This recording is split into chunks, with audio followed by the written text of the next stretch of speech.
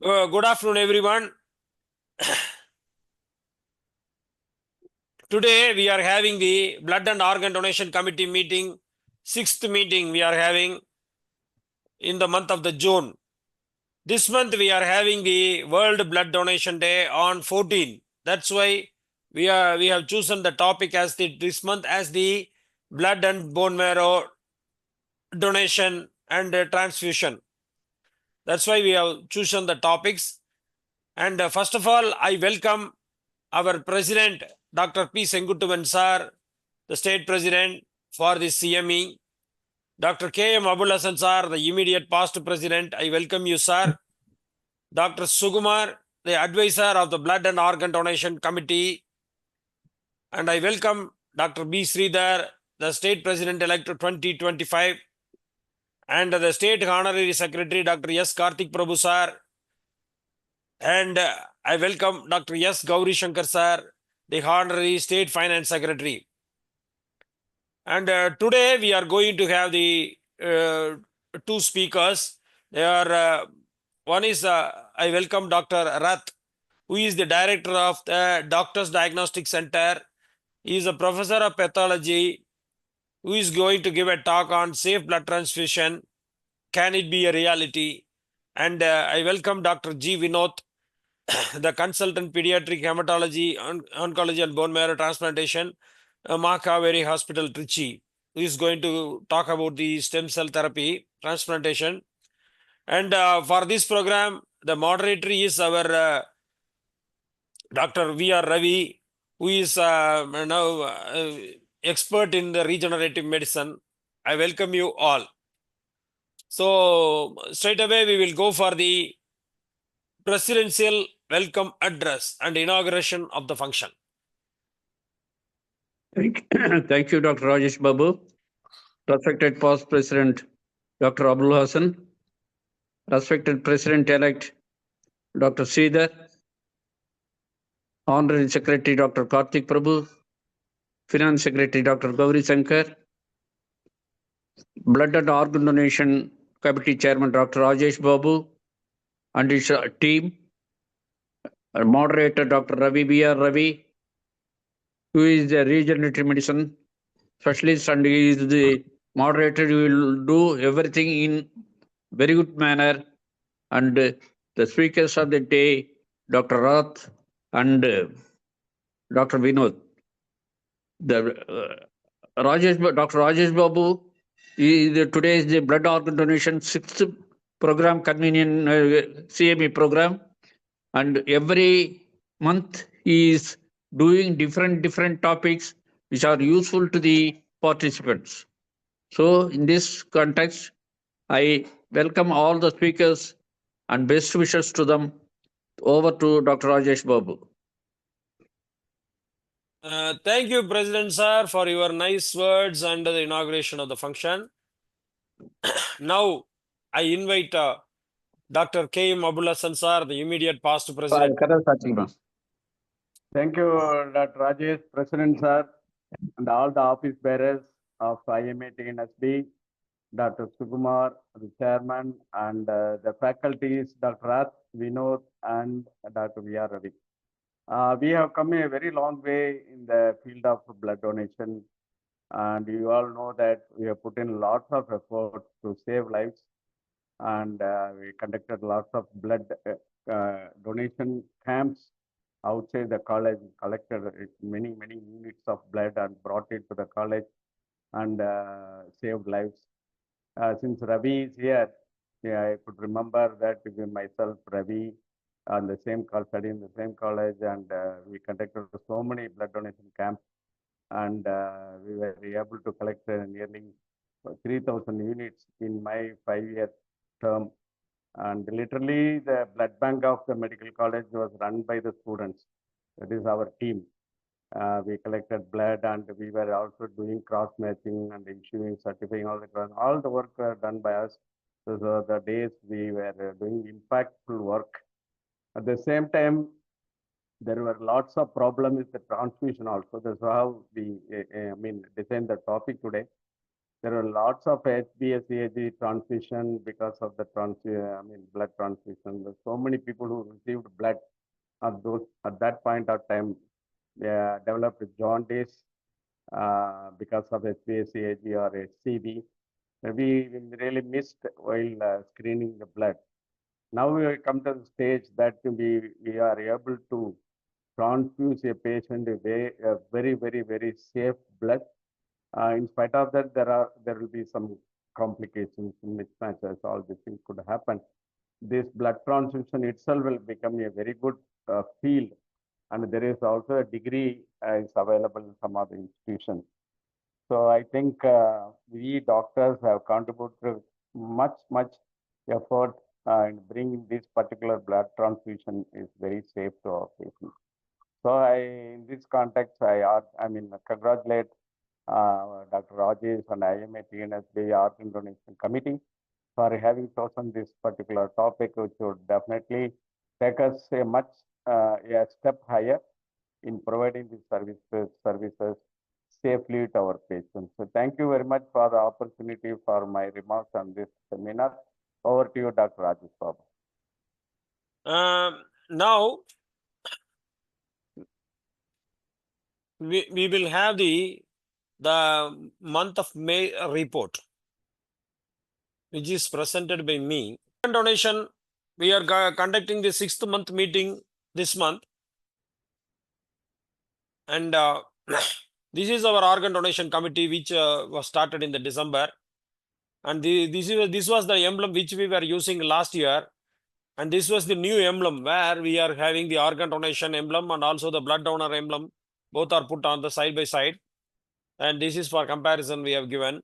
And every month we used to conduct the last Tuesday of every month. But this month there is a week-long IMA AMS state conference is there. That's why we have chosen the meeting well in advance so that it will not clash with our state council meeting and also the other conferences. That's why we have chosen like this. And that's why we are conducting this meeting. And if we are not conducting, the 1 month may miss it. That's why I wanted to conduct the meeting today. And this is for the blood donation day, one cartoon was put by Dr.Veena from Chennai. See here, she has mentioned no religion bar. That is, blood is the one thing, when it is donated, it is given to different people and there is no religion bar. That is the main thing. Okay. So she has every day she used to send some of the cartoons like this, which is made handmade. Immediately in the morning she used to prepare and send it. This is one such example, and this is a nice depicting for the blood donation day she has given. And every month we were conducting. And this month in June we are going to have the blood donation as the topic, and 2 experts are going to give a nice talk on that. And regarding the activities in the month of May 2025, number of units collected from Coimbatore is 271 units. And all the units were being issued with the white blood cells and packed cells and FFP are all differently they have supplied. And they have conducted 5 camps in the different areas in the AIDMK and MSCI IT company and POS Gym and State Bank of India Learning Center and Coimbatore Aerodyne Company, Tondamutur, all these places. And the same way, out of the 170 branches, 5 or 6 branches actively conducting camps and sending the reports regularly every month. And Erode, 274 units were bleed in the month of May 2025. They have conducted different camps in the public camp, in the Parimala Mahal, 4 camps, and Sakti Infra Company, Perundurai, 1 camp, 110 units they have bleed. And another one is public camp in ADMK office, 31 units, and RPP Reynolds Projects Limited, Avalpundurai, 85 units. They are doing a wonderful job. And blood donation by branches in 24 May 2025, Ranipet, Sipcot, 40 units of blood donation was done. And from blood donation from Satyamangalam, Dhanvantri Charitable Trust, they have conducted a blood donation camp at Punjai Puliyambatti and collected blood. And regarding the eye donation, the same way as the blood, we want to think about the retrieval centers of the eye we want to create. And we wanted to set up a IMA Eye Bank, which is in the process, which we are working up on that. And we call it as the Kannoli Danam. IMA Eye Bank, we are creating a terminology by name Kannoli Danam. We have created one thing and we are conducting meetings and the process is going on. And regarding the organ donation awareness meet, to conduct organ donation awareness meeting in all the medical colleges, nursing colleges, all the engineering colleges, Rotary clubs, Lions clubs and like forums in IMA regional branch. And this is the pamphlets which we have issued in English and Tamil. And to increase awareness, if a person with the brain death donates the organ, the local branch IMA office bearers to meet the relatives during the funeral or after in their home and thank them by giving a citation. And IMA meetings, in all IMA meetings, at least 5 minutes you have to spare for the organ donation. Then only the message will reach to all the people.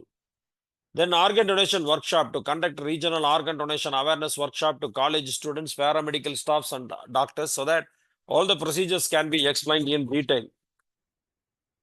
The hospital coordination meet, to conduct regional donor hospital coordination meet, we are planning to conduct during the month of the August, and we will conduct at least 2 meetings in 2 regions at least. And everyone should know about the Transtan. Transtan is the Transplant Authority of Tamil Nadu. I request all the IMA members to visit at least one time to that website to know more about the organ donation.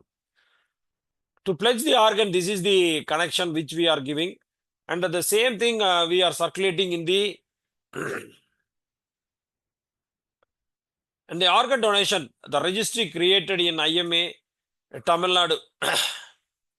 And this is the organ donor card which they were issuing before. It is a handwritten card was available. And nowadays, there is a procedure to download. If you go to the website of the Transtan, you can download. The process is very simple. These are all the steps. If anyone is having any doubts, you can contact me for my number.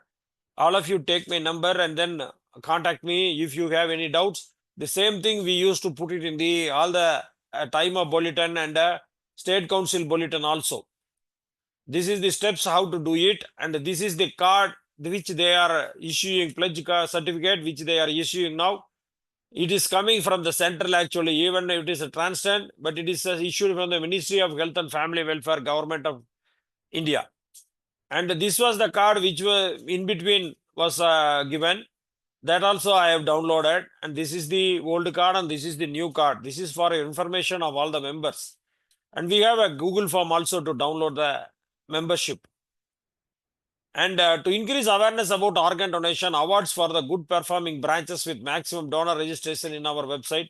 Branches conducting maximum donor awareness meetings to be given during the state conference time of con.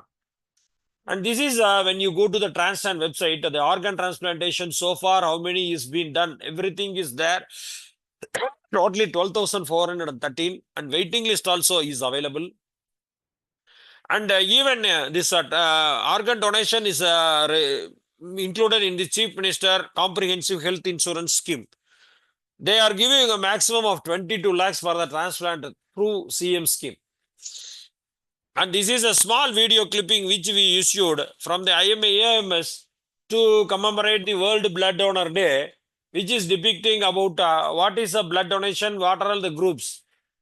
All the groups it is depicted, and it's very simple, and this we can circulate among the people so that it will be a good education for all the people. The A positive who can get it, A negative who can get it,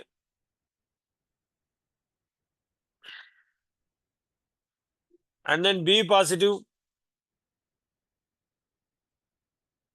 and AB positive people can get it. B negative, it can be given for B positive, B negative, AB positive, AB negative, and O positive. O positive, A positive, B positive, AB positive. So AB positive is an universal recipient and O positive is a universal donor. The O negative can be given for all positive and all negatives. AB positive only, the AB positive only. That is that's why it's called as universal recipient. And AB negative, AB positive and AB negative it can be. So this is you can save someone's life. So it is a very simple method of depicting the blood donation. So this can be explained to all the people. Give blood, save life.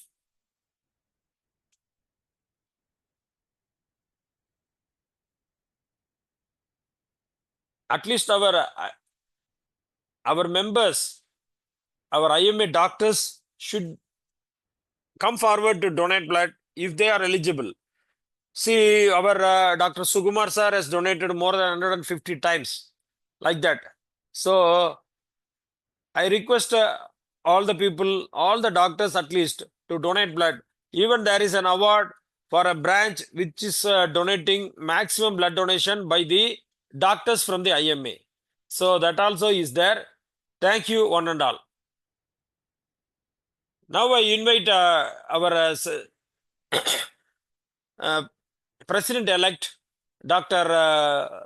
Sridhar sir, to give his felicitations. Thank you, Dr. Rajesh.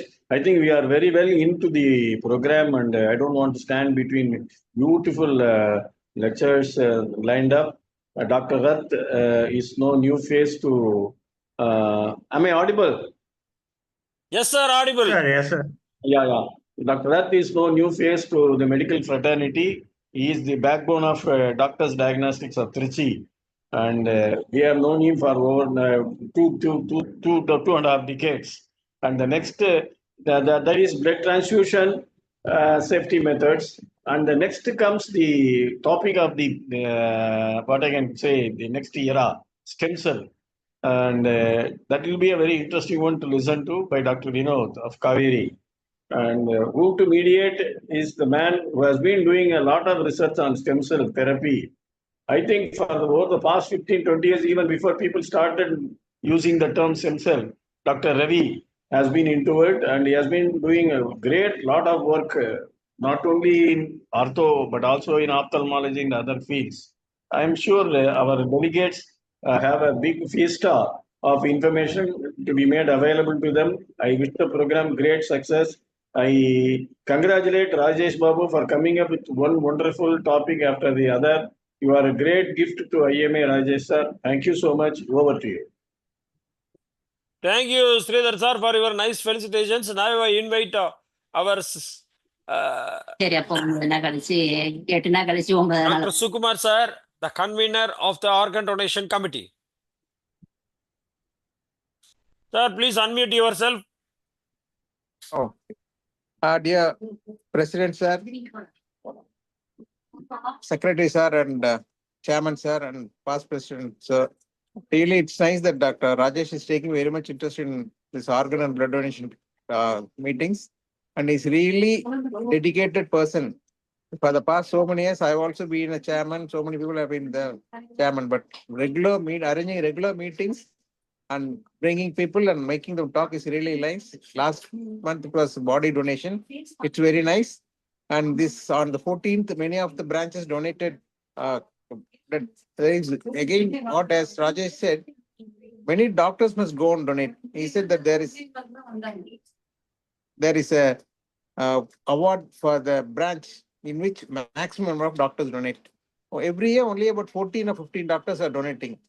I want at least 50 doctors in a branch to donate this year and get the award. There are 3 awards, first, second, third.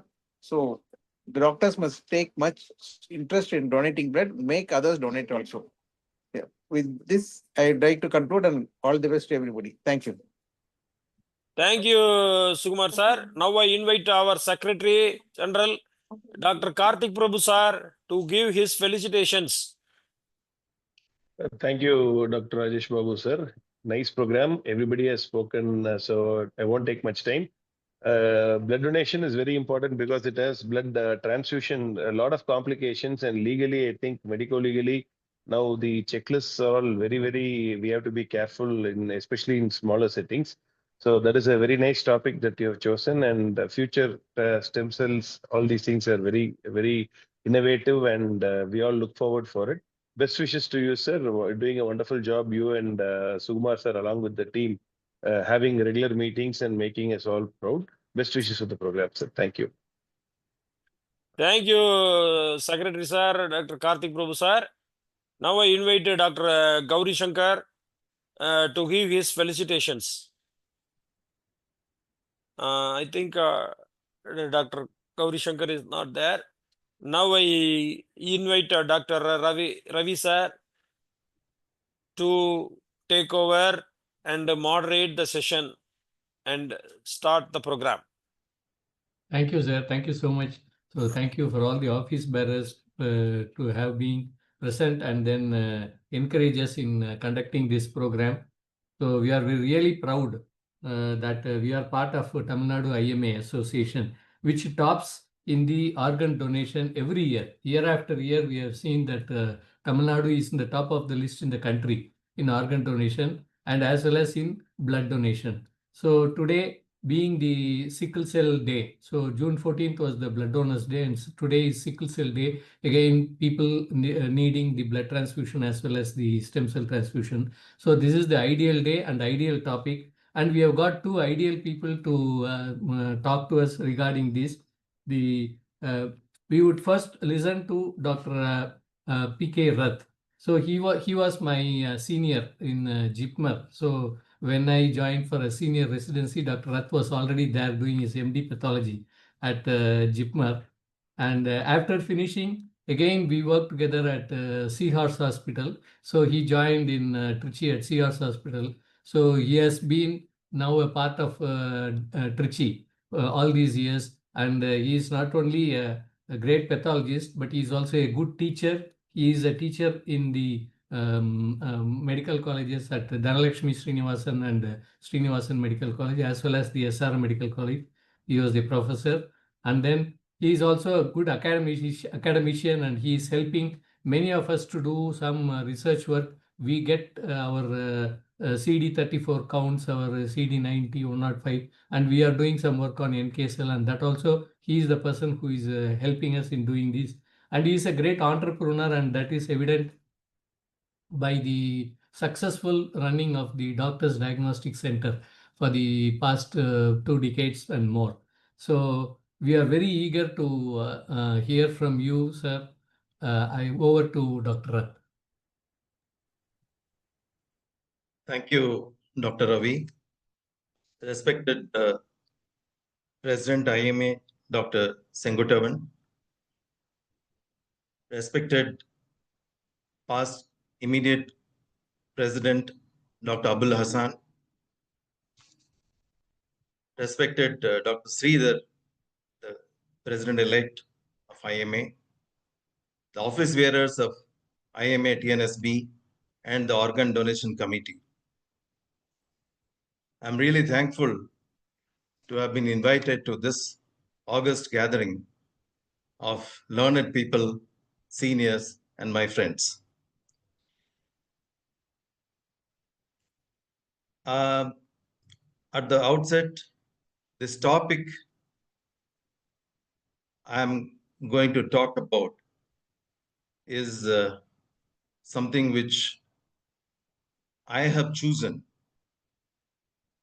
even though it is supposed to be on Blood Donors Day.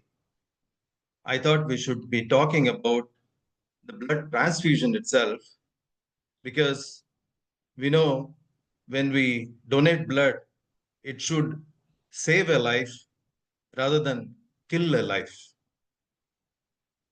So the question of safe blood transfusion always comes up in our mind. And when we are talking about this topic of transfusion, we should understand that blood is not a drug as it used to be classified earlier. we nowadays are talking this and bringing this into a organ transplant scenario because blood is an organ. So we are lucky that this organ, that is the blood as an organ, something which can be kept alive outside our body for years in low temperature. So national, state, and district transfusion councils have now taken over the issue of blood transfusion, and no longer the drug control people are controlling it. We have seen that blood is a commodity which organ which is not really available in emergency in quite a few places. Thereby, we are losing life. That is why government allowed all the blood banks to conduct blood donation camps some 10 years back. Earlier, it used to be a regional transfusion center which was only allowed to conduct blood donation camps. Then government took away that bar and said, okay, any blood bank which is licensed can conduct blood donation camps. But still, the government has failed to cope up with the supply of much needed blood, which is in short supply. Now, we should address the issue of safety of blood transfusion or blood safety. To understand this, I would take you all to three aspects or three ways to deal with this. We should understand the blood transfusion process, which can lead on to a fatal transfusion reaction. This transfusion reaction can be due to mistakes which occur in the blood bank, or it can be due to mistakes of our staff in the hospital. So the scenario of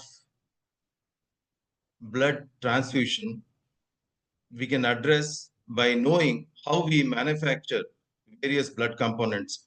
In short, I should say the quality of blood is essential to have a blood transfusion which should be safe and useful. So donors should be healthy donors, and to get a volunteer who is healthy, we have all the time lists of people who are willing to donate. But what happens is when the doctor or the patient party, they call the donor, then they respond better than when we from the blood bank side call them.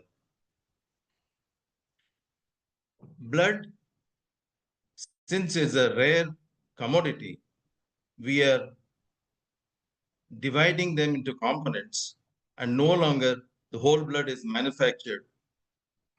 So if you are asking for a whole blood, you are doing a mistake, because 1 unit of whole blood you are wasting for one patient, whereas it could have saved three patients.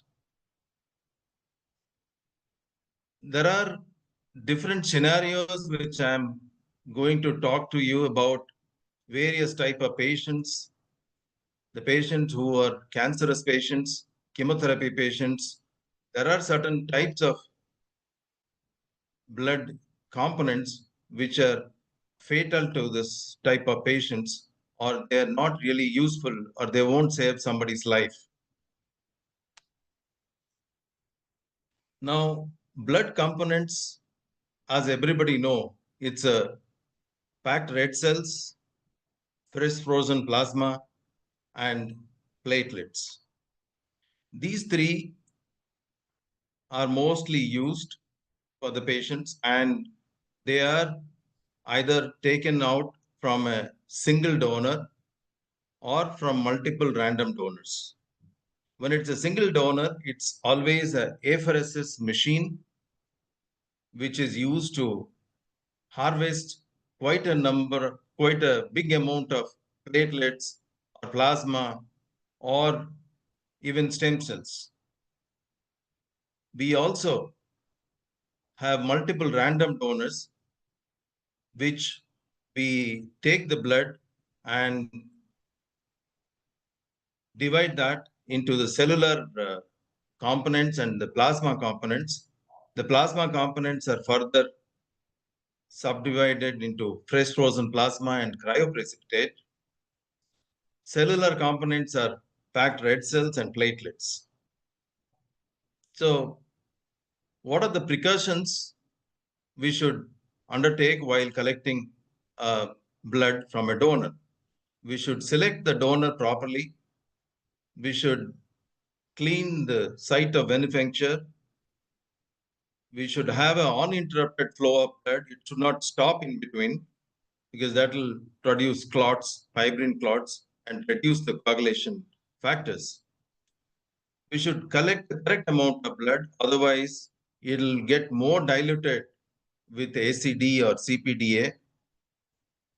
We should use automatic mixing of blood with a hemomixer while collecting the blood. And within period of 6 hours, not even 6 hours, we separate the platelets from the whole blood within 4 hours, platelets and the plasma. We should always use a triple or quadruple bag system. I'll show you the bags. Now, when we prepare the packed red cells, it is done by a gravity. That is, when we allow the blood to stand for some time upside down, you will see that plasma remains on the top and the red cells remain down. When we centrifuge that in a refrigerated centrifuge, the packed red cells will be in the bottommost. The buffy coat will be the WBC and the platelets, and the plasma remains on the top. After we remove the plasma, then we start removing the platelets. The platelets, the volume remains is about 50 ml of platelet, which is mixed with a little bit of plasma. It needs to be stored at 22 degrees centigrade with a shelf life of 5 days. The dose we calculate is 1 unit per 10 kilo for an adult and 10 to 15 ml per kg in a child. Usually, ABO is insisted on if it is a child. For an adult, when you have a leukodepletion, we don't insist on the same group. Cross-matching is not necessary for platelets because platelets don't have any groups. If you transfuse 1 unit of random platelet, that is PRC, platelet-rich concentrate, we expect a rise of 10,000 platelets per unit per ml.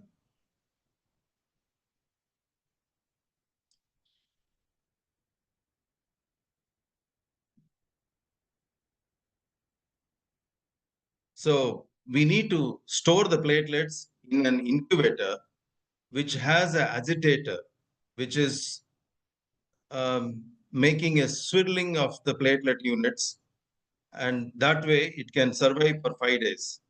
We should maintain the pH at 6.4 to 7.4 in a sterile atmosphere. The fresh frozen plasma is collected within 6 hours and to be immediately cooled down to less than minus 30 degree. Before the transfusion, we have to thaw it down to 37 degree before we can issue it to the patient. And this thawing should be done in a thawing bath only in the blood bank before it leaves the blood bank. It should not be attempted in a hospital. Once it is thawed, it has to be transfused. Otherwise, it'll invite the bacteria to multiply within the unit. Mostly the volume is about 200 ml with a shelf life of 1 year or more. Dose is about 12 to 15 ml per kg. Indication is mostly single or multiple factor deficiencies. And when there is a severe liver disease with loss of coagulation factors, when there is a massive transfusion occurring, or when there is a DIC with severe fibrinogen deficiency. The quality indicators of FFP is a unit of FFP. If it's a good quality, it should have a factor 8 level of more than 0.7 international unit per ml, fibrinogen level of more than 300 milligram per unit, and it should be sterile. This is the bags, which is a triple bag here. What we use when we do a leukodepletion is a quadra bag, where what the main donor bag, which is the blood collected into, is the one which remains in the center, and the tubes connect one bag to platelets, one bag to plasma, and one bag for the red cells. So what is remain is the WBCs, which are left out and thrown out. So this is a refrigerated centrifuge in which we can centrifuge about 6 units at a time. This is a platelet agitator and incubator. So now we must know what are the types of reactions and how do we define the transfusion reactions. So the blood transfusion reactions are adverse reactions which occur during or after a blood transfusion. Broadly, we divide the blood transfusion reactions into immune-mediated and non-immune-mediated. So the immune-mediated ones are the ones which again are subdivided into hemolytic transfusion reactions and non-hemolytic transfusion reactions. So hemolytic transfusion reactions are the ones again subdivided into immediate reactions and delayed reactions. Non-hemolytic similarly is immediate and delayed.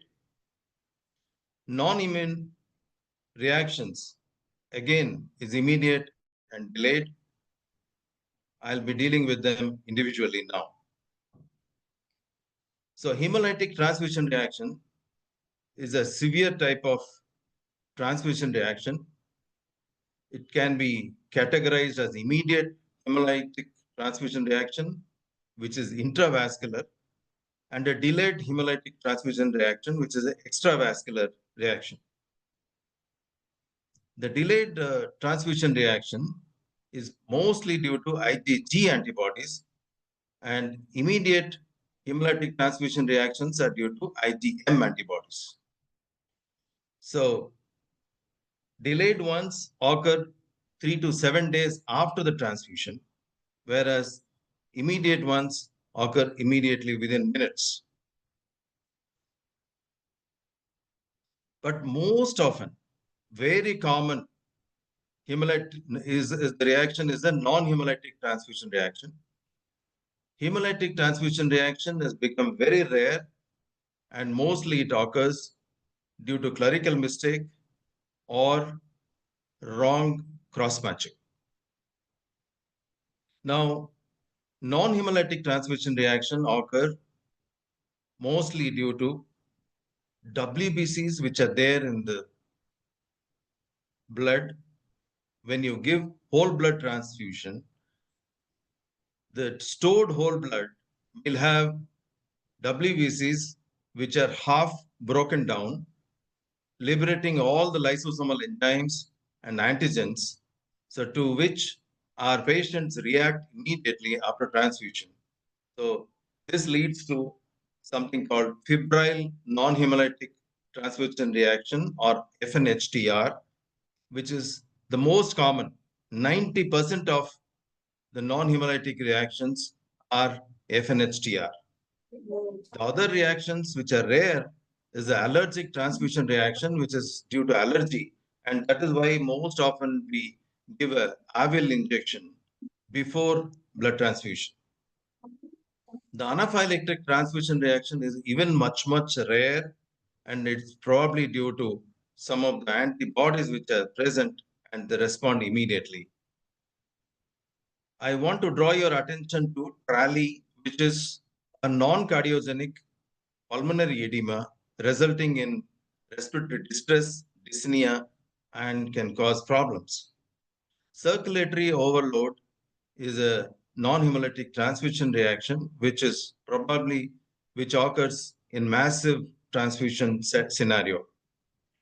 The graft versus host disease mostly occur in congenital immunodeficiency and when you transfuse WBCs in your blood units.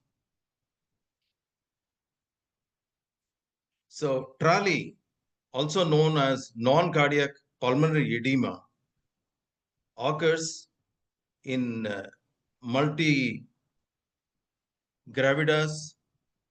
PPH, and massive blood transfusion scenario, and it occurs due to altered permeability of the pulmonary capillary bed by activation of complements, histamines, and prostaglandins, which leads to fluid accumulation, inadequate oxygenation, and a reduced cardiac return.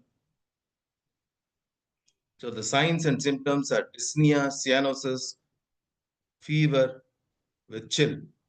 Therapy and treatment is by oxygen therapy by mask, if required intubation, and intravenous steroids. But best thing is to prevent by giving leukocyte poor components. Do not give leukocytes in your blood components.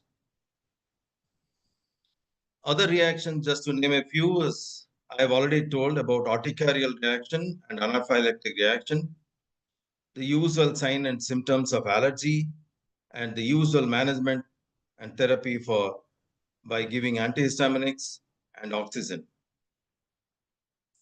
Graft versus host disease occurs in these patients who are lymphopenic, patients who are undergoing chemotherapy, having bone marrow suppression, patients having intrauterine transfusion to the fetus, and newborn infants receiving exchange transfusion, and the patients who have got congenital immunodeficiency syndrome.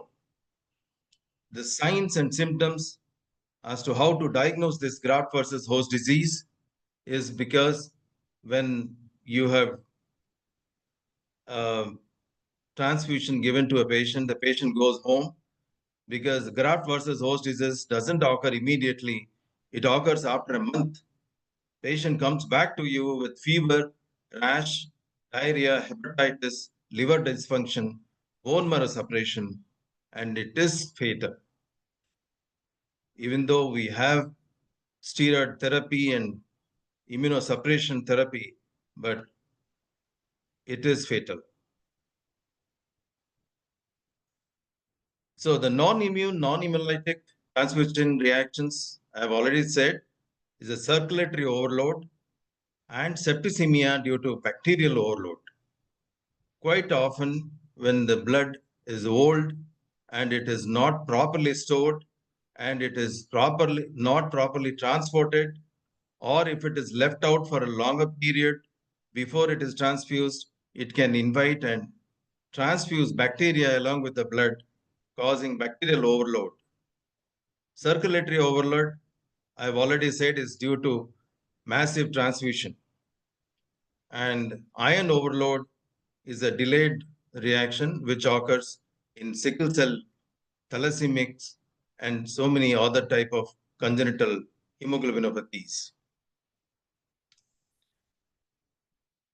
Now, how do we investigate when there is a reaction which takes place? So we check all the records to ensure that the correct unit of the blood which is supposed to be transfused to the patient has been given to the right patient. We also check patient details, blood requisition form, cross-matching report, labels, everything.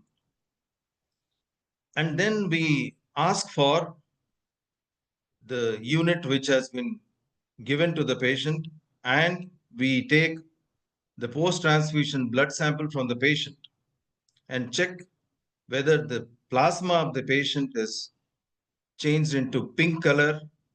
We check Coombs test and to see if it is positive. And when we see that it is Coombs test negative, when we see there is no increase in bilirubin, when we check the urine and see there is no hemoglobinuria, we are sure and we give a report saying there is no hemolytic post-transfusion reaction.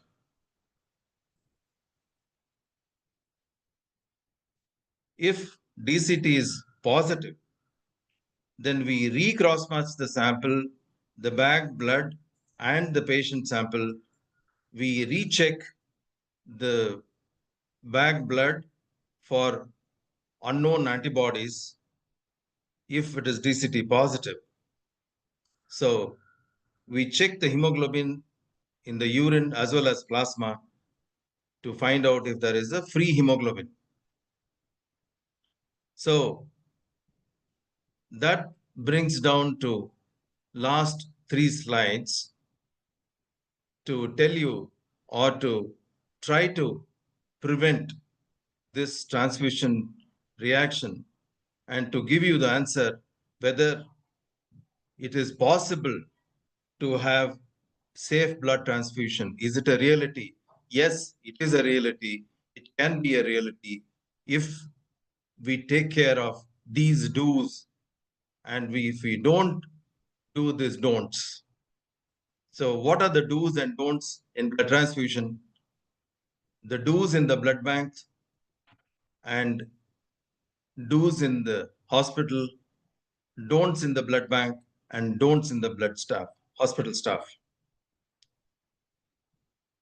Now, the work of the blood bank is to prepare the blood component and to store the component and issue the components. So these are the 3 jobs which the blood banks do. So when we store the components, after preparing the components, we should know at what temperature, how it should be stored. And this also should be informed and trained to the hospital staff. The red cells need to be stored at 2 to 6 degree centigrade, but not in a domestic fridge. It should be stored in a blood bank refrigerator.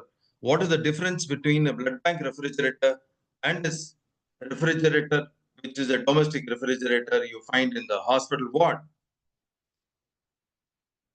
The difference is the blood is not cooled 360 degree in a domestic fridge, whereas in a blood bank refrigerator, all around the bag, the air circulates and the temperature is 2 to 6 degree all around the bag. Not like a domestic fridge where your door is at 10 degree, your freezer is at 0 degree, and your chiller tray is at 0 degree. So without knowing where to store the blood, if the nursing staff keeps the blood in the chiller tray, what you will transfuse to the patient is actually hemoglobin solution. And the fellow with so much of potassium due to hemolysis, the patient will arrest within a minute after you transfuse this hemoglobin solution. So we need to know how to store and where to store the components. So plasma freezers are to be used for storing the fresh frozen plasma between -40 to -80 degree. And that again is also maintained 24/7 at that temperature only. Platelets have to be stored at 20 to 22 degree with a constant agitation. If you leave the platelet unit in the ward without agitation, the platelets will die. So we need to keep shaking the platelet bank. After you receive it from the blood bank, you have to tell your staff to give it to a patient relative, at least if you don't have people, to keep shaking slowly this unit of platelet in a 22 degrees centigrade time before you send it, before you transfuse. How do we do this tasting of the donors and the patients? A good quality blood bank would run all the tests which are necessary to find out if there is unusual antibody in the donor's blood before it is stored. You might be wondering, what is this unusual antibodies? Sir, madam, every donor has some antibody which is circulating against some antigen. Most of them, they are harmless to the patient, but sometimes they are responsible for allergic reaction and they can cause hemolysis. So we have a wonderful test which we do to find out if there is any antibody at all in the donor. So what I'm suggesting is we need to check unusual antibodies in each of the donor's blood, and that should be done by the blood bank. Grouping and cross-matching has to be done by automated method, by gel principle. Earlier, we used to do by glass slide method with 1 drop of antibody sera with 1 drop of blood, find out if there is precipitate saying that this is A, B, O. No longer we do that. We use either saline tube method or with a gel method. Why we don't do that? Because of low sensitivity. So some of those low titer antigens we will miss and then group them as O, whereas actually they are A with low titer activity. So we also do transfusion transmitted infection screening for all the units which are collected, and as per government recommendation licensing procedure, we do antibody test for HIV, hepatitis B and hepatitis C. Sir, if you do this, we are going to get a window period of 3 months where a donor's blood might carry the virus of HIV, hepatitis B and hepatitis C virus, which you'll be missing. So now we recommend, when I say we, it's not government. It is we, the blood bank people, or there is a Transfusion Society of India, which recommends that we should do a NAT testing to remove this window period. In our blood bank, we do by PCR method HIV, hepatitis B and hepatitis C virus testing. This is a must because every life has a value. Another recommendation, again, it's not a compulsory thing, not recommended definitely to be done, mandatory recommendation, no, not from the government, but for avoiding, to prevent transfusion reactions, which I told you, febrile non-hemolytic transfusion reaction, which is most common, we should do leukoreduction before we put the unit of blood into the refrigerator, not after putting it, storing it, and then later on doing a leukoreduction. No. So this process of removal of WBCs is done by another machine after the centrifugation process. It has a lot of scanners. So when the blood components passes through the tubings, it will not allow the WBCs to pass through. And you will have a platelet unit without WBCs. You will have a red cell unit without WBCs. You will have a plasma without WBCs. Mostly for immunocompromised patients, for children, it is mandatory because the WBCs are the ones which not only do this allergic reaction and problems, HLA mismatch, graft versus host disease, they also carry this non very harmful viruses, that is cytomegalovirus, HSV virus. All these viruses are carried in the WBCs. So if you remove the WBCs, you are doing a great job by preventing infection of the patients for these viruses.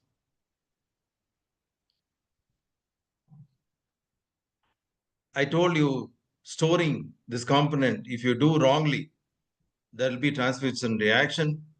So not only the storage, the thawing of the units. I must emphasize, I have seen myself putting the blood unit into hot water if there is an immediate requirement of transfusion.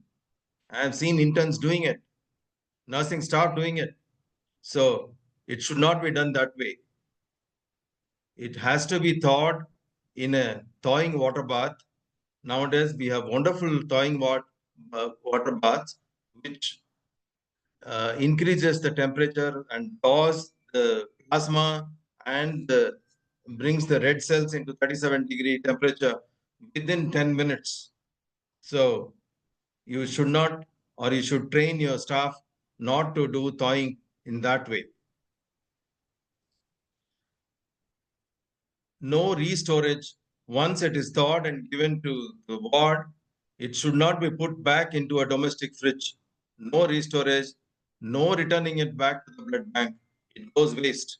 So you have to be very, very cautious and ask for whatever is needed for the patient. You should not just write 5 units of packed cells and transfuse 3 and throw out 2 units into the dustbin. We need to train our nursing staff and also doctors. We also have to train ourselves so that we don't waste this valuable commodity. So with this, I have concluded my talk, and dear Dr. Ravi, I am open for questions and discussion at this point. Yes, sir. Thank you, sir. Thank you for the extensive coverage of what you do in the blood bank, what should not be done. So, and about these reactions. So already there are a few questions. Is there a possibility of artificial blood? Sir, we will have a discussion at the end of the second talk also. Sure, sure, sure, Together. sir. Sure. Okay. So we will go straight away to the second topic, sir. Okay. Okay, sir. So in that case, really we thank Dr. Rath for his excellent talk. And our next topic by Dr. Vinod, who is about the hematopoietic stem cell transplant. So he's a MD Pediatrics, and he's a pediatric hemato-oncologist working currently at Ma Kaveri.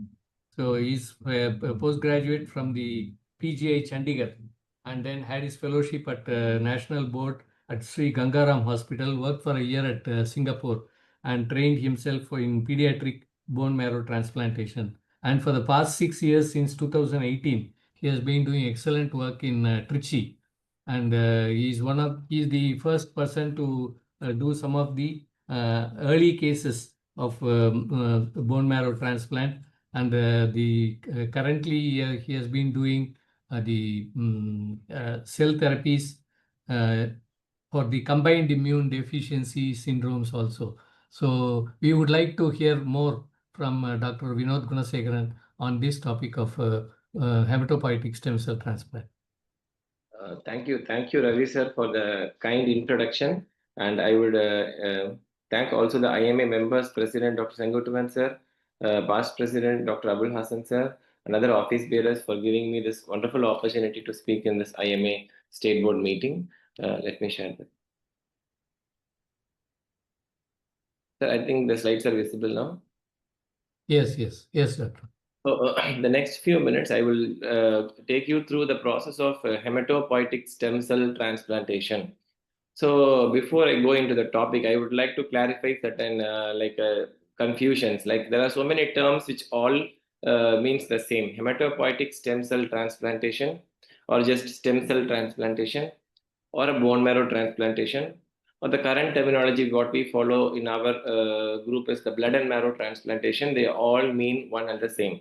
So the bone marrow stem cells are destroyed and replaced by a healthy stem cell from a different person. So any disorder which involves the bone marrow, which cannot be cured by the usual chemotherapy or other medical management, will undergo this process. So it is an established treatment modality for a number of malignant and non-malignant diseases, not just leukemias. It is also for non-malignant conditions like thalassemia, aplastic anemia, etc. So it is a rapidly evolving field. A lot of techniques are coming every day. Not only the techniques, the supportive care, because applying the technique is very easy, but if you don't give the appropriate supportive care to the patient, like what Rath sir discussed in the previous talk regarding the safety of blood products, prevention of infections, all these will decide the outcome of a given patient undergoing bone marrow transplantation. Just taking to the history, Dr. Donald Thomas is the father of bone marrow transplant, first performed the cadaveric bone marrow transplant in 1958, for which he rightly was awarded the Nobel Prize in 1990 for this discovery. So this was his original paper where he infused the immediately harvested cadaveric bone marrow sample into a patient who received radiation and found that they multiply inside the body. And subsequently, a lot of improvement has happened. And initially, the transplant was successful only in HLA identical twins. At those days, HLA concept was not very clear. So later on, the HLA matching became available, and thus now the transplant has evolved a lot. So initially, aplastic anemias, immunodeficiencies were all treated.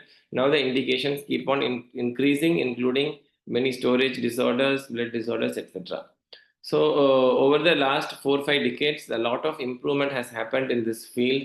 And how it is done, the moment we tell the patient that you need bone marrow transplant, hearing the word transplant, they think, oh, it's a major surgery. It's going to take a big cut with a lot of sutures inside the operation theater. So actually, bone marrow transplant is purely a medical procedure. So for a transplant, we always need a recipient who is the patient and a healthy donor. So the recipient has the diseased or the defective bone marrow. The defective bone marrow has to be destroyed completely by anti-cancer drugs plus minus radiation. So cancer chemotherapy drugs and radiation are the modalities which can destroy a particular cell, which we use for cancer. But in bone marrow transplant, the dose of the cancer drug or the radiation is extremely high, at least 10 folds higher than what we use for the routine cancers like solid tumor leukemia, to the extent that not even a single cell survives inside the bone marrow. So there's a very high dose of chemotherapy or radiation has to be delivered to the patient. Simultaneously, the healthy donor stem cell need to be harvested. Again, a question arises, oh, the donor is donating, is he requiring a surgery? Again, no, it is a very simple outpatient procedure. So we give the GCSF, colony stimulating factor injections to the donor, and then collect the stem cell from the peripheral blood. Just 2 cannulas are enough to collect the blood cell from a healthy adult donor. So we'll go through the subsequent slides to understand it better. What are the phases of bone marrow transplant? First, we have to identify the proper donor for the given patient. Then we have to prepare the patient, that is, condition the patient's bone marrow by giving very high doses of chemotherapy and radiotherapy. So next comes the transplantation phase, where the stem cells from the different donor is transfused into the patient. So in the various steps, the easiest step of bone marrow transplant is the transplant itself. It is like a simple blood transfusion. But the steps before and steps after are the most difficult ones. The moment we transplant the cell, it is not going to go in and work in the very next day. So these are the seeds which are infused into the patient. The seeds have to get deposited in the bone marrow, multiply, and then come out as a mature blood cell. So like how long a plant comes out from a seed, it may take a few days. Likewise, mature blood cells will start proliferating and appearing in the peripheral blood at least 10 to 14 days after the date of transplant. So the initial 10 to 14 days is the most difficult phase after transplant, where the patient is extremely neutropenic. The WBC may be 0 for nearly 7 to 10 days. So we have to maintain the patient with the WBC 0 for the matter of 7 to 10 days without any infection or any other complication. Then happens this engraftment. Engraftment means the stem cells which we have infused into the patient gets engrafted into the bone marrow, multiplies, and then become the mature cell. Usually we see the change of, for example, the WBC from 0 goes to say 10, 20, 50, 100, 1000, 2000. And by the time of 2 to 3 weeks, we may see a WBC of 1000. And then post engraftment, again, the immunity is not going to immediately recover. It may even take few months for the immunity to be normal. The post engraftment phase also needs close monitoring. So how do we choose a donor? So then comes the HLA typing. HLA antigens, we know HLA-A, B, C. It's not the blood group matching. The moment we say donor, I will say the patient will say, "Oh, I am B positive. My son or daughter is also B positive. Can I donate?" No, you have to undergo HLA typing. If you are HLA matched to the patient, then you can donate. So it can be an individual. Even the umbilical cord stem cell, if they are a perfect match, can be used for transplant. In certain conditions, autologous can also be used. So as I mentioned, can be collected by bone marrow or from the stem cell, peripheral blood stem cell apheresis. So we have a priority list. The first preferred donor is a sister or brother, sibling who is a perfect match, or any family member who is a perfect match. If you don't have a perfect match within the family, we have donor registries available. Approved NGOs run donor registries even in India. We can approach them whether we can find a perfect unrelated donor elsewhere. If nobody is available, then we go for a half match or what we call haploidentical transplant. Usually, if there is a patient, the mother, father is a half match, or a son is a half match, then we can do transplant using that particular patient. So the HLA report, how does a HLA report look like? A blood group report looks like a B positive, A positive. HLA is a very long number. For A antigen, we have 02, 101 like that. It's a very long number. Maybe here it is very clear. So for example, this is a thalassemia patient. She was a 2-year-old girl. His elder sister was 8-year-old. We did the HLA typing of both patients, patient and the sister. As we see the HLA A, B, C, D, or DQ are the antigens which we have to match. So here it's 24-2, 24-2, 27-40, 27-40, 15-15, 15-15, 4-11, 4-11, 3-5, 3-5. So this sister is a perfect match for this 2-year-old girl with thalassemia major. And this sister can donate the stem cell to this patient. So that is how a donor will be selected. So all these 10 numbers, 5 into 10 numbers should be an exact match of each other so that we choose the donor for bone marrow transplant. As I mentioned before, the harvest can be done by 2 methods. The first method is that directly we aspirate from the bone marrow, like how we do this bone marrow harvest. We anesthetize in OT, we anesthetize the donor and then aspirate in the posterior superior iliac crest. It is really a cumbersome procedure for the donor. A healthy donor, when you explain that this is the way you aspirate the bone marrow and collect it in a collection bag, maybe donors may not agree. So now the preferred method is the peripheral blood stem cell harvesting method. Like as I mentioned before, we give 4 to 5 days of GCSF injections to the donor, and then you collect stem cell by the apheresis machine. The same way we prepare a single donor platelet, or we do plasma pheresis for any given patient, the same apheresis technique collects stem cells from the healthy donor. Adult donor need not be admitted, can directly go to the blood bank. As I told before, 2 cannulas inserted, one for inlet, one for outlet, stem cells collected, that's the end. So, but generally I am a pediatric transplanter, so we collect stem cells from a 2-year-old girl. Like 2-3 days back, I collected stem cell from a 2-year-old sister, 2-year-old younger sister. The elder sister is an 8-year-old with thalassemia major on regular transfusion.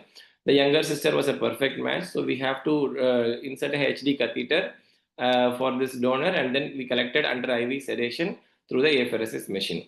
So this slide was just to highlight that there is no age criteria to donate stem cells, especially within the family.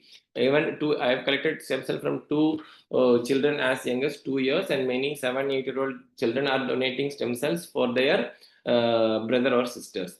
So whereas unrelated donor, definitely there is age cutoff of 18 plus. So within family, anybody can donate provided the donor is fit. So next comes the second phase, that is the conditioning phase, where the index patient has to receive a lot of chemotherapy and radiotherapy to destroy the bone marrow, so that there is a niche for the donor stem cells to engraft, and then so that the graft is not rejected by the host. So there are a lot of drugs which are used, that is busulfan, triosulfan, fludarabine. These are all chemotherapy drugs which are used in very high doses, the maximum dose which a given human being can tolerate, so that no stem cells are no damaged cells in the bone marrow are left over. So this is the most toxic phase. There is a lot of side effects. The usual chemo we see, mucositis, fever, diarrhea, abdominal pain, infection, etc. The same applies in a higher intensity in this phase. Transplant phase, as I told before, it is the simplest phase. You have a central line for the patient. Just infuse the stem cell over 1 hour. The process is over. So how much volume do we infuse? As Rath told before, we infuse 1 unit of packed cell. In children, we say 10 to 20 ml of packed cell or so. For stem cell, there is no volume cutoff. It is the stem cell number cutoff. CD34 positive stem cells.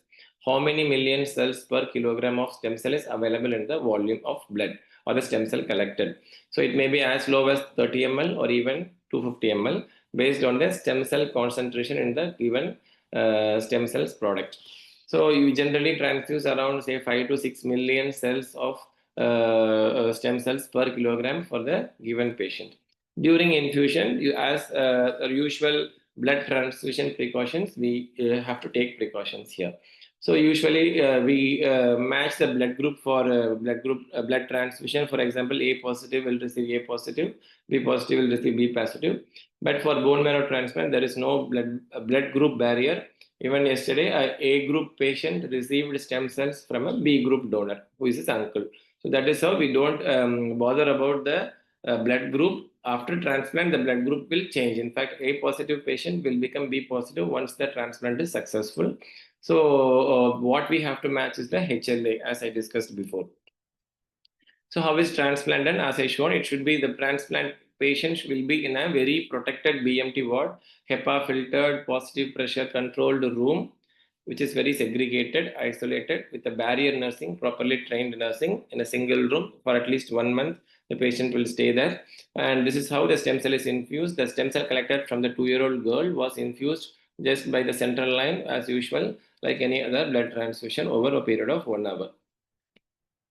So then comes the most difficult phase, that is the neutropenic phase, WBC of 0. We say the hemoglobin platelets will also be very low. We need repeated transfusions of blood and platelet against the usual this thing. Here we have to transfuse only irradiated blood products. Any blood product, see packed cell, platelet, has to, apart from the leukodepletion, it has to undergo irradiation, because as sir mentioned, GVHD is a very dangerous side effect of transfusing without irradiation. So we irradiate all the blood products before transfusing to the BMT patient.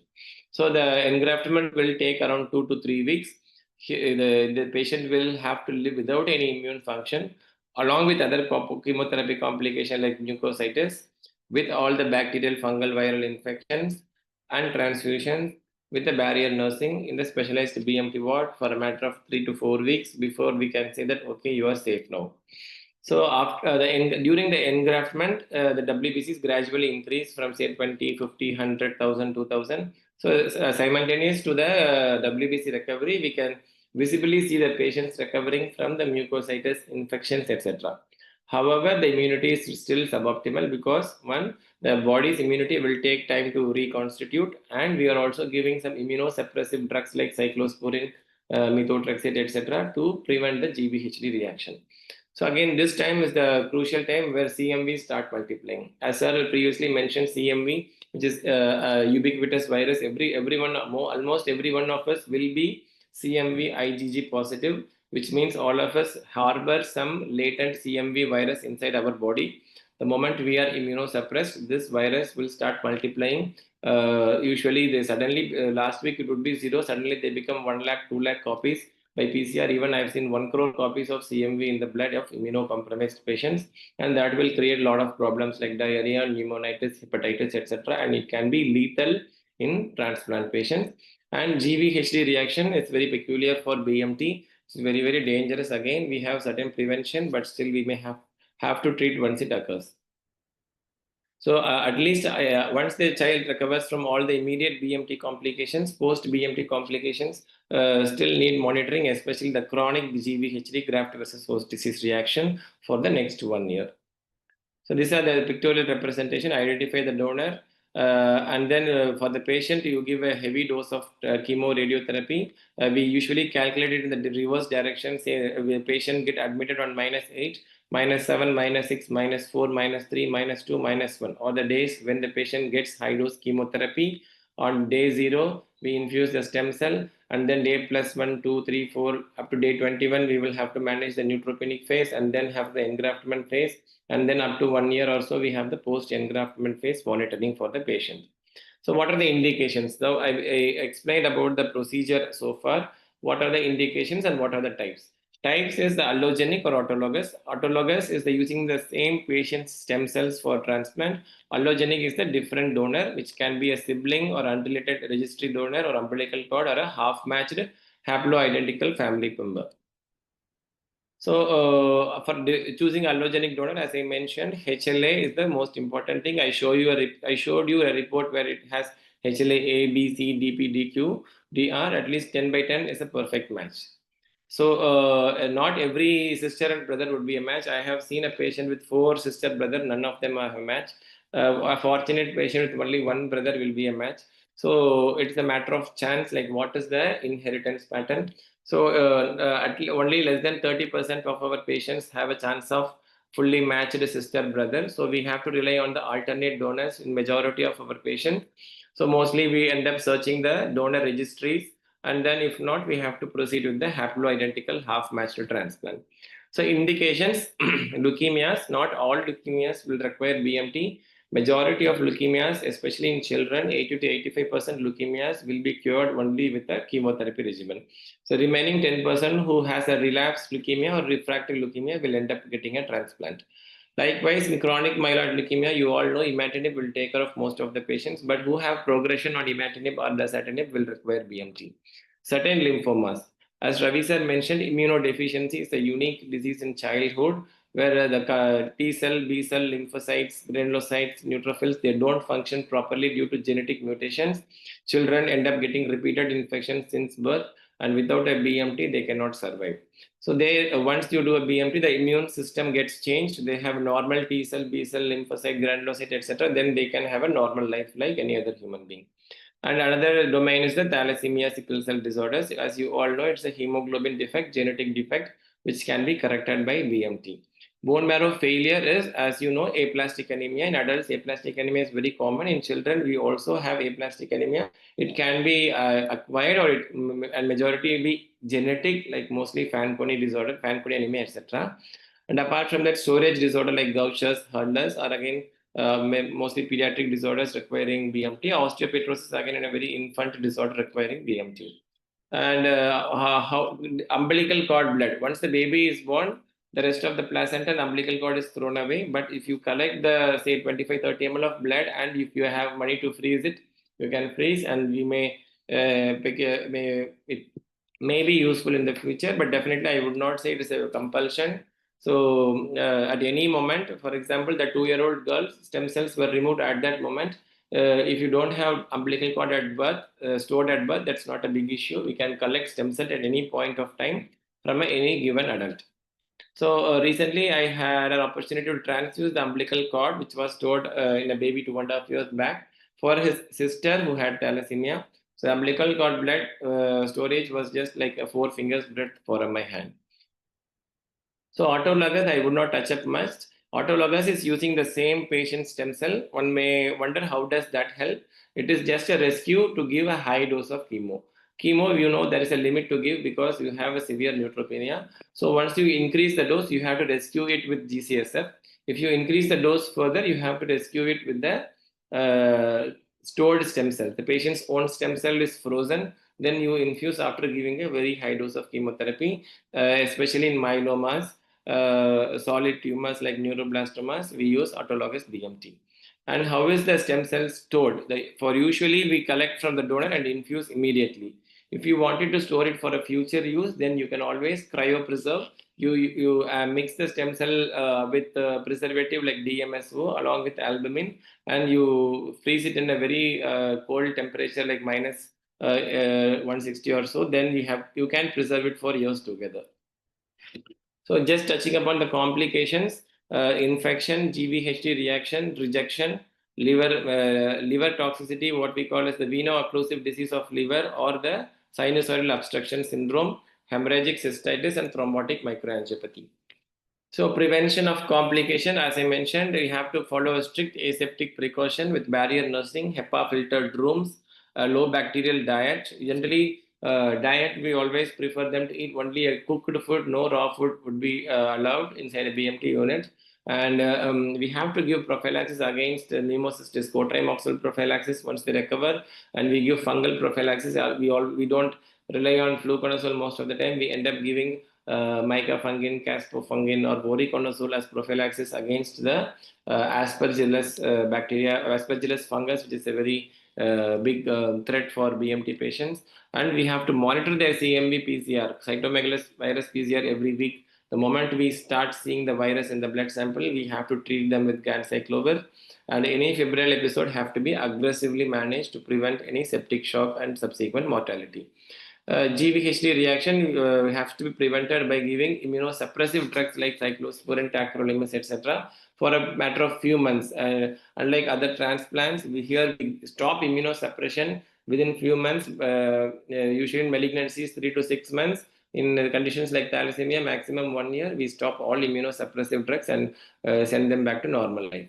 So these are the indications of transplant and the methodologies. The next few slides I will touch upon, like, can you be a BMT donor? That was my second question to discuss on. Yes, definitely you can be a donor. There is even in Tamil Nadu, we have an organization called DATRI, D-A-T-R-I, DATRI, which is centered in Chennai. DATRI is the largest stem cell registry in India, and it caters across various countries.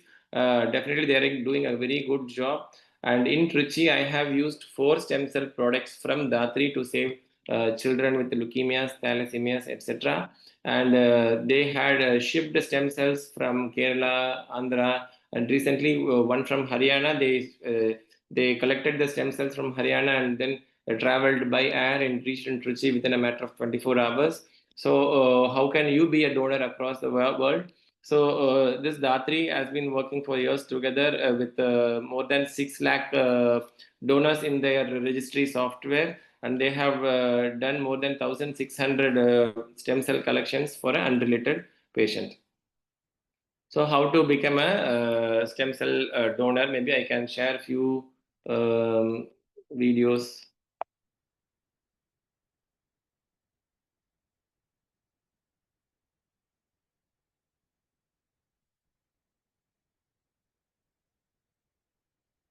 So before stem cell collection, you did not undergo any blood sample. This is how they collect the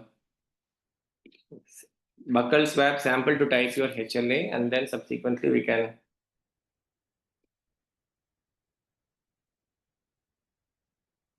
In less than 5 minutes, you will complete the first step of potentially saving a life. Log on to www.dathri.org/join. You will be taken to the donor registration page. You have to simply fill the details given there and pay to register to become a potential blood stem cell donor with DATRI. After the registration, our donor engagement team will receive your personal and payment details. We will verify the details and send you the swabbing kits. The swabbing kits will have the following: 2 swabs, 1 swab cover, instruction sheet, donor consent and donor registration form, and a postal cover. In your swab kit, you have D10, D20 forms and the instruction sheet. Fill the D10, D20 forms and sign it. Wash your mouth. Take the 2 swabs from the kit. Put 1 swab in your mouth and rub your right cheek clockwise 10 times and anti-clockwise 10 times. Do the same to your left cheek. Put both the swabs into the swab cover. Pack the filled D10, D20 forms, the swab kit into the postal cover and send it to DATRI. Follow the simple swabbing procedure as in the video. Sign the forms, seal the envelope, and ship it to us. Thank you for taking the first step towards saving a life by registering as a blood stem cell donor with DAR3. So this is how, like, from the buccal swab, they will type your HLA and add it to their registry. The moment you have a patient finds a match with you, then they will contact you, and then you can start your donation from there on. This is Geeta.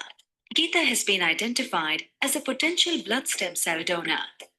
A wonderful opportunity to gift a life. Geeta recollects the registration process. It was simple. 2 forms, a cheek swab, and a small money donation. As Geeta was found to be a match, she is the only hope of survival for the patient now. Blood stem cell donation is an involved but an easy process. A small sample of blood or a cheek swab is collected to verify the match, followed by a master health checkup to ensure good health. After receiving the doctor's clearance, Geeta can donate her blood stem cells. There are 2 ways to donate. In a peripheral blood stem cell donation, the donor is administered GCSF injections for 5 days prior to donation to increase the blood stem cells in the circulating blood. The blood stem cells are extracted through an outpatient procedure. In a bone marrow harvest, the donor receives general anesthesia and the marrow is extracted from the hip bone through a small puncture. Okay, so with that, I will stop my lecture. So the stem cell donation is really a very, very simple process, saving lives. And with my experience with DAR3, definitely it's a very standard process. The donors are extremely safe, and you can donate to an unrelated donor, and you can really feel happy. Thank you, sir, for the opportunity, and again, happy to take questions. Thank you. Thank you, Dr. Vinod. It was an excellent and exhaustive talk on how to donate the stem cells and how you do the procedure. And what are all the indications. So there are a few questions. So is artificial, Dr. Rath, I think the first question is regarding the artificial blood. Is it possible? So Thanks for the question. It is not so yet, but the research is going on.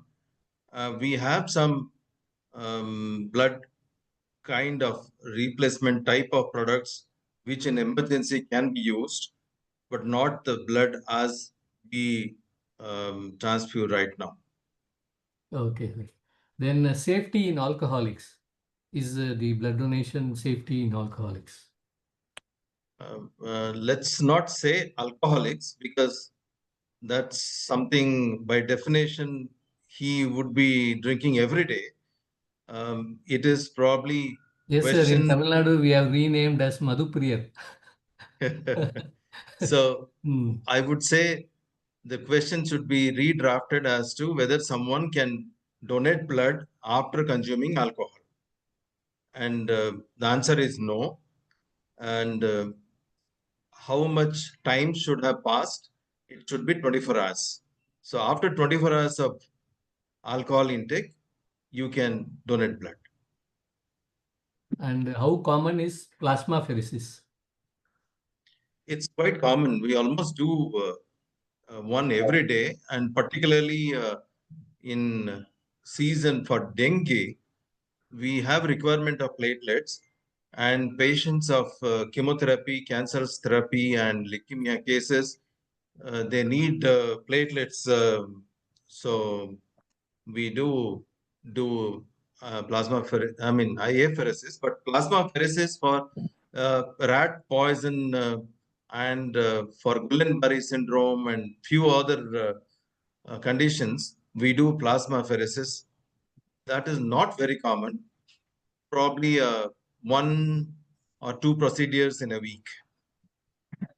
And is stem cell therapy a replacement for organ donation or blood donation? That was also one more question from Dr. Sundaramurthy. I think Vinod can take this question. I think the stem cell transplant, which I discussed, was like very specific. replacing the diseased bone marrow. That is the procedure is very standard. But other what sir is asking maybe is under a research question probably. So how this pluripotent stem cells can replace the other Give rise to blood and other blood products. not in hematology or even those are still research question. The established BMT is like very narrow procedure with specific indications. So I will take that question because that is related to the other the organs. So I'll just usually moderators don't share slide, but but here I am just sharing 3 or 4 slides to explain some of the latest things and what is in the future. So what is in the present has already been discussed. So what is in the future? So cadaver stem cell source is actually the first stem cell was actually taken from the cadaver, as Dr. Vinod already said. The first transplant was done from a cadaver. But now today there is a company which is doing it in a proper way. It's called Ossium Health. So and they have got a proper process to collect stem cells from a dead person. So from a brain dead person, after you have taken off all the organs, the last can be the stem cell taken from the bone marrow, because as you know, stem cells reside in a very hypoxic environment. So they can sustain hypoxia for a longer time. And so there is a company which has now started and they have used one of the cases from the cadaver donor. So that is regarding that. And we have got in our research, we have got few products. We have made this fresh frozen plasma in powder form.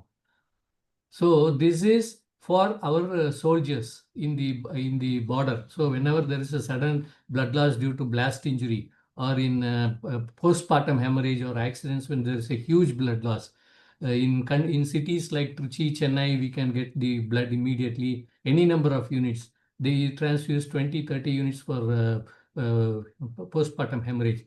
But in hilly areas like Pachamalai and other remote places, you cannot get so much. So we are trying to convert this fresh frozen plasma into powder form. So we have just made a prototype. So we are trying to combine with Stanley Medical College and do a clinical trial for that. And once this is done, then this can be stored in a powdered form even in the ambulances. And the shelf life increases and the availability can also be increased. So we have one more product which is this platelet lysate, platelet-rich plasma also, we have converted from liquid form to powder form. So this is used for cell culture. So when a lot of research doing cancer, when they do the cell culture, instead of the fetal bovine serum is got by killing the calf from the cow's womb. And then because it's a very good source for cells, so it is used in labs throughout the world. So if you want to stop killing animals, we can use the platelets which have to be thrown after the 5th day. So it's a medical waste to wealth. So we have the one more product in the future. And the last is about the question which Dr. Sundaramurthy asked, whether stem cell therapy can replace organ transplant. So this is the first mesenchymal stem cell therapy approved by US FDA for graft versus host disease, particularly steroid resistant in pediatric patients. So this was only approved last December of 2024.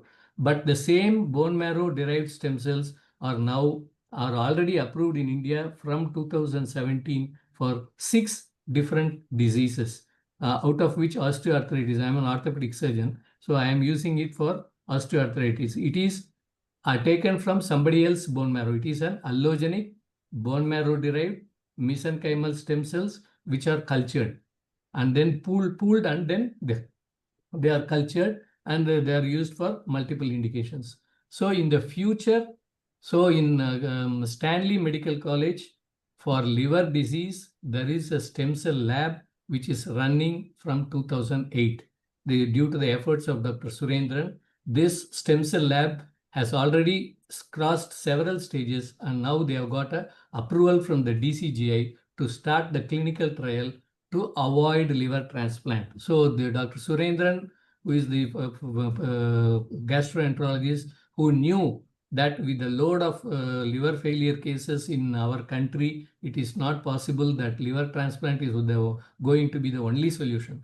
So he started this lab, and with his efforts, whenever we get stem cell therapy for liver disease, it is because of the Stanley Medical College. And at some point of time, even if it is not a replacement for the organ transplant, it can act as a bridge to organ transplant. Somebody is waiting for liver transplant for 5 years. Suppose 10 people are waiting. By the time the liver is available, 5 of them are already dead.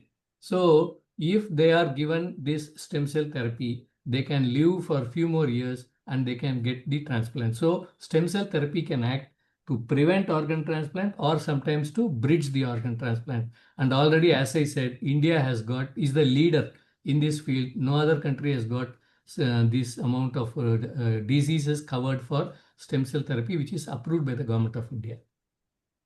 Thank you, Ravi sir, for a well-covered topic. I'm Dr. Sundaramurthy, pulmonologist.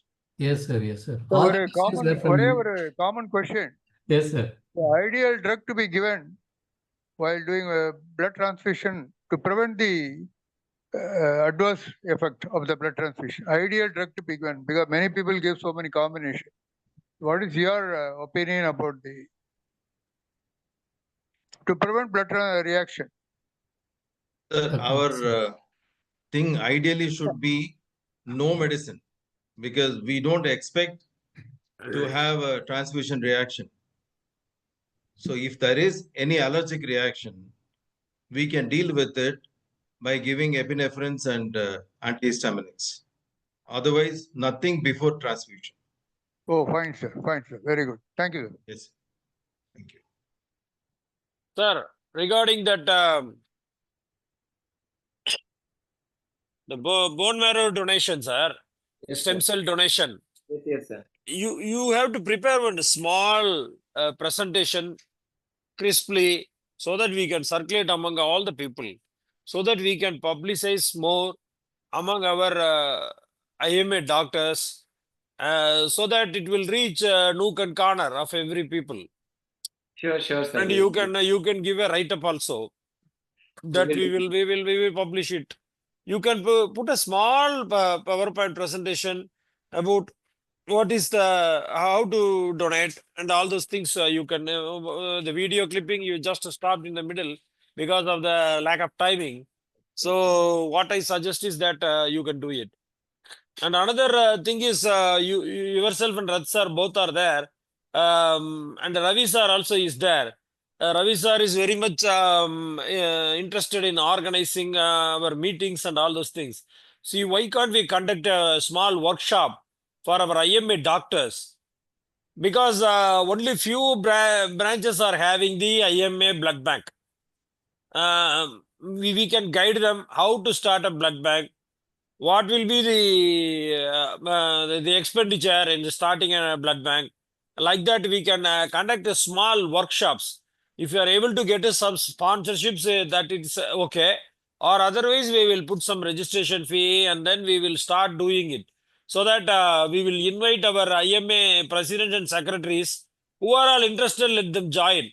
At least in the region, in that our eastern zone, people can join like that, or in one zone separately or differently we can organize, and we can arrange like that, sir. Sure. Sure. And also there is one mobile unit of regarding the blood transfusion and the blood donation. The mobile units are also have come nowadays, because that also can be created in our IMA offices, because there are a lot of voluntary organizations which are ready to CSR fund. People are ready to donate and do things. So that is my idea, sir. So it's a good idea, sir. regarding this blood donation, we can conduct, and also the stem cells also, we can conduct some small workshops so that we can you can think a day, because now it is a June ending we are coming. We can conduct in July or August first week or second week, like that. we can conduct one program, sir, a workshop like that, so that those IMA doctors, IMA office bearers who are interested can come and join. Because tomorrow on 22nd, we are having a state council meeting at Kodaikanal. So all the president and secretaries may be coming there. We will try to emphasize this point, and we will fix up some day. I will discuss with Ravi sir to coordinate, because since you people both are there in Trichy, we can conduct some small workshops and we can create an initiative. Because only when we start doing initiatives, we will be able to come forward. Sure. Since the last month we had this body donation, there was a lot of doubts in body donation. Now is that it is getting a little bit of clarity. That's what happening. Sure. So we will have something like that, and we will do it, sir. That is the main thing, sir. Then regarding this cord blood, sir, in which are all the places the banks are available, sir, nowadays in our state? Any idea? So actually, public banks are the ideal one, which is unfortunately not available.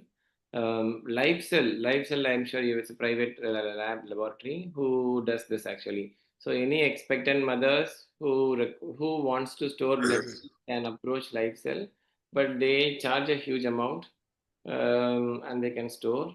But actually, what I would suggest is not every pregnant woman should be counseled to store. Maybe those who have a family member, say thalassemia, leukemia, etc., who may need bone marrow transplant in future, they can store the next baby's cord blood in this private blood bank. And maybe, as I show the picture, maybe it was useful for the first baby who had thalassemia. The second baby's healthy cord blood may be used for the first baby's bone marrow transplant. But I think as a general, all pregnant women to add to their financial problems and pay 60,000-70,000 or 1 lakh extra to store this umbilical cord is not a routine practice. I think we should recommend. Thank you, sir. One more question is about massive transfusion protocol. Kindly elaborate from Dr. Muthu Ramasubramanian. The massive transfusion, like as we see in the PPH, postpartum hemorrhage, road traffic accident, where we expect, say in adults, 10 units of blood per day. So definitely, we keep on giving packed vessel as a matter of dilution. They may develop coagulopathy or thrombocytopenia, which may increase the risk of bleeding. So if you expect such a high replacement of blood volumes, definitely we should add on platelet and plasma prophylactically along with packed vessel transfusion. Generally, they follow a ratio of 2:1:1 or even 1:1:1. For every 2 packed vessel, 1 platelet and 1 FFP has to be added. If there is a massive road traffic accident or a massive postpartum hemorrhage or intraoperative heavy blood loss, that is when this MTP is activated, massive transfusion protocol. And I think surgeons, anesthetists, emergency physicians would be well versed in handling this. They must be encountering this in real life scenario. And few words about cryoprecipitate. The cryoprecipitate, like as sir mentioned, packed cell, platelet and plasma, it's what the usual segregation. And from the FFP, then they will extract this cryoprecipitate, and the leftover is the cryopoor plasma. So cryoprecipitate will clearly have only 4 ingredients for therapeutic use: fibrinogen, factor 8, von Willebrand factor, factor 13. For example, if I have a patient with hemophilia A, factor 8 injection is the ideal one. If I don't have factor 8 injection, then I would ask the blood bank for cryoprecipitate. Likewise, a patient with hypofibrinogenemia, afibrinogenemia, or factor 13 deficiency, von Willebrand disease. These are the specific factors which are available in cryo. For factor 9 deficient hemophilia, you cannot give cryo because cryo will not have factor 9. So the factors available in cryoprecipitate, one should be aware before we ask for it. The fibrinogen I think what Ravi was asking, probably in the scenario of massive transfusion, we don't want to overload the patient with a high amount of volume of fresh frozen plasma. So we titrate by giving fresh frozen plasma and cryoprecipitate. So we don't want to transfuse too much of plasma. Instead, we give cryoprecipitate, which is only 40 ml. Oh. In comparison, FFP is about 200 ml. Okay. Okay, sir. Thank you. So if there are no more questions, I think we are coming to the end of this program. Sure. So thank you, sir. We have to thank both the speakers for giving us an excellent, it's like lecture which we could not get in the books. So things which we cannot read in the books. So these sort of things will only enrich our experience. And I thank both Dr. Rath and Dr. Vinod for sparing their time. And Dr. Rajesh Babu, sir, as ever, he is the backbone behind this, both the organ donation and the blood donation, and we will take your suggestions, sir. And over to Dr. Rajesh Babu, sir. So it was a very nice program, sir. Today we learned a lot of things from both the speakers, and like what I was telling, we will be conducting one of the workshops in nearby days in July month end or August first week. We will, or August the end, we will try to do a workshop so that it will be useful for the our IMA doctors. We will conduct it is in a manner such that we will try to get more people, and you plan a session whether it is for 1 day or 2 day or like that, or 1 day is enough means also we can conduct it. We will try to get more of the people joining the program, sir. Sure. Okay. So it was, I thank both the speakers for a nice lectures, and it was a very good feast for our IMA doctors. Thank you one and all for joining the program. Thank you, sir. Thank you. Thank you, sir.